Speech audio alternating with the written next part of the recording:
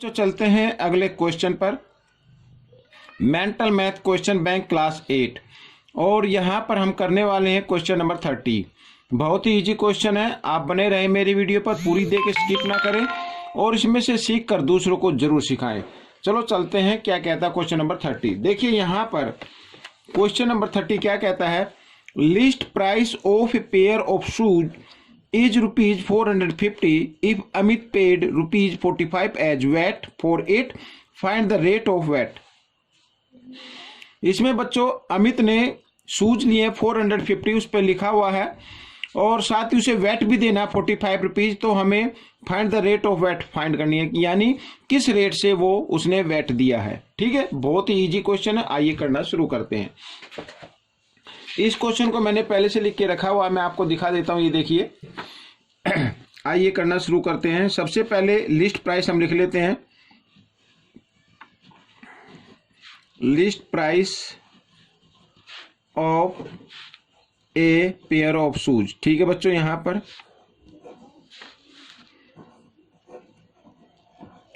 तो इक्वल है रुपीज यहां पर 450। ठीक है, इस तरीके से ये देखिए। हाँ, अब इस पर जो वैट दिया है उसने, ठीक है, यहां पर मैं लिख देता हूं ही पेड वैट। वैट दिया हुआ है इसमें 45 रुपीज का यहां पर। तो हमें जो वैट फाइंड आउट करना है वो परसेंट में फाइंड आउट करना है। ठीक है, तो परसेंट में फाइंड आउट करने के लिए देखिए सबसे पहले आपको क्या लिखना होगा, ऊपर वैट लिखना होगा जो वैट है, और यहां पर लिस्ट प्राइस आएगा। ठीक है, एलपी लिख देता हूँ, लिस्ट प्राइस या प्राइस आप जो भी मान ले, और साथ ही परसेंटेज फाइंड करने के लिए इनटू 100। इस तरीके से हम इसको करने वाले हैं। तो वैट है 45 और लिस्ट प्राइस है 450 और इनटू 100। ठीक है, तो यहाँ पे 10 से 10 और 45 बन जा 45, 45 बन जा 45, यानी 10 इंटू 1, 10 बन जा 10, तो 10% इसका वैट लगा है। ठीक है, बहुत ही इजी क्वेश्चन था, हो गया सोल्व। आपको कैसा लगा मुझे कमेंट्स में जरूर लिखना। अब हम चलते हैं अगले क्वेश्चन पर, क्वेश्चन नंबर 31। यहां पर मैं आपको दिखाता हूं, बहुत इजी है। What is the resultant discount which is equal to 50% plus 20% discount. ठीक है बच्चों, यहां पर देखिए मैं आपको एक सरल भाषा में बताता हूं कि मान लीजिए कोई आर्टिकल है, ठीक है, उस पर एक तो 50% डिस्काउंट गिवन है पहले और फिर है 20%, तो इसके इक्वल कितना डिस्काउंट और दिया जाए ताकि दोनों इक्वल हो जाए। ठीक है, यानी जो डिस्काउंट इसका बनेगा टोटल, तो उसका भी वही आना चाहिए। ठीक है, आइए करना शुरू करते हैं। तो यहां पर मैं आपको ये दिखाता हूं क्वेश्चन नंबर 31 यहां पर। ठीक है, सॉल्यूशन 31। तो इस तरीके से अब मैं इसको लेट कर लेता हूं, लेट द अमाउंट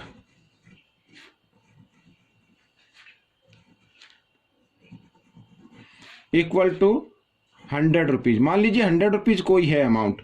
ठीक है, तो यहां पर डिस्काउंट दिया हुआ फर्स्ट, पहले फर्स्ट डिस्काउंट निकालते हैं। फर्स्ट डिस्काउंट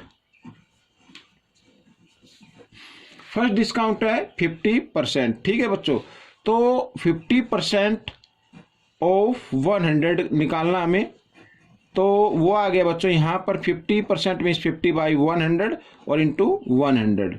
तो इस तरीके से तो आ गया बच्चों यहाँ पर, यानी ये वाला साइन लगा देता हूँ 50 रुपीज। ठीक है, 50% के बाद 50 रुपीज। अब इसमें हमें 20% और निकालना है। ठीक है, सेकेंड डिस्काउंट हम लिख लेते हैं,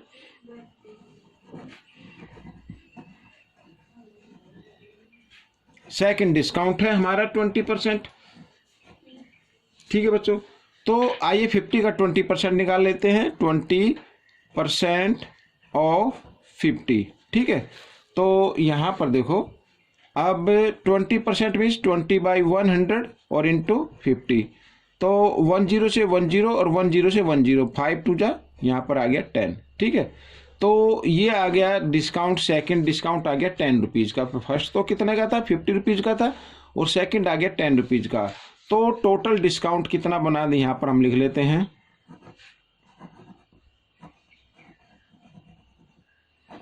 टोटल डिस्काउंट आया 50 प्लस 10, इज इक्वल टू 60। ठीक है, तो 60, अगर ये 60 रुपीज़ का टोटल डिस्काउंट है, अगर हम इसको माने परसेंटेज में माने, मान लीजिए इसको हमें परसेंटेज में लिखना, तो इसको सीधा हम 60% भी लिख सकते हैं, क्योंकि हमने 100 पे यहाँ पर लिया है, 100 रुपीज़ हमने अमाउंट ली है। तो अगर 100 रुपीज़ का अमाउंट, ठीक है बच्चों, अगर हम क्या करते हैं 100 रुपीज़ के अमाउंट में से 60% निकाले तो भी वही अमाउंट आएगा जो अमाउंट पहले 50% निकालने पर और बाद में 20% अमाउंट निकालने पर आएगा। ठीक है, तो ये था एक क्वेश्चन। आपको कैसा लगा मुझे कमेंट्स में जरूर लिखना और इसमें से सीख कर दूसरे बच्चों को जरूर सिखाना। तो ये आपका आंसर है। आइए चलते हैं 32 पर। ठीक है बच्चों, यहाँ पर तो 32 भी हम देख लेते हैं, बहुत ही इजी क्वेश्चन है। देखिए यहाँ पर लिखा है Pushpa bought a shirt for ₹250, a frock for ₹350 and a pair of jeans for ₹650। She paid ₹1000 for all, how much discount did she get. ठीक है, तो ये सब उसने लिया, शर्ट लिया, फ्रॉक लिया और जीन्स ली है, लेकिन उसने शॉपकीपर को 1000, ठीक है बच्चों, रुपीज़ दिया हुआ है। तो हमें बताना है कि उसे कितना डिस्काउंट मिला। ठीक है, आइए करना शुरू करते हैं। तो सबसे पहले कॉस्ट प्राइस लिख लेते हैं बच्चों यहाँ पर। ठीक है, तो मैं लिख लेता हूँ कॉस्ट प्राइस।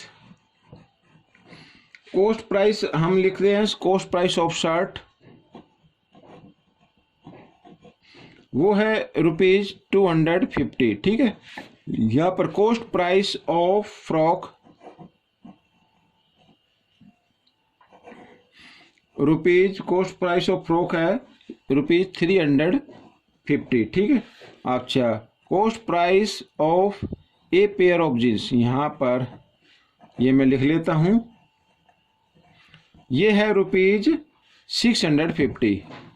अब देख लेते हैं टोटल अमाउंट कितना बनता है, ये हम निकालेंगे टोटल अमाउंट। तो रुपीज यूँ कहीं, आइए इसको ऐड कर लेते, 0555 यानी 15 हो गया, कैरी 1, 6 और 3 9 और 2 11 और 12 यहाँ पर। तो 1250 आ गया बच्चों। और शी उसने कितना पेड किया, यहाँ पर लिख देता हूँ, she paid to shopkeeper, she paid to shopkeeper 1000 rupees. यहाँ पर उसने 1000 दिया, तो डिस्काउंट कितना हो गया, ये डिस्काउंट। अब देखो बच्चों, जो उसका सामान था वो था 1250 का, लेकिन उसने दिया कितना 1000, तो बाकी कितने रुपए नहीं दिए, यानी कि वो आ जाएगा डिस्काउंट के रूप में। तो 250 यहाँ पर, ठीक है बच्चों, यहाँ पर है, ये मैं दिखा देता हूँ 250। तो 250 का उसका डिस्काउंट आ गया। तो बच्चों ये थे 3 क्वेश्चन, आपको कैसे लगे मुझे कमेंट्स में जरूर लिखना और इसमें से सीख कर दूसरे बच्चों को जरूर सिखाना। मिलते अगले पार्ट में, तब तक के लिए धन्यवाद।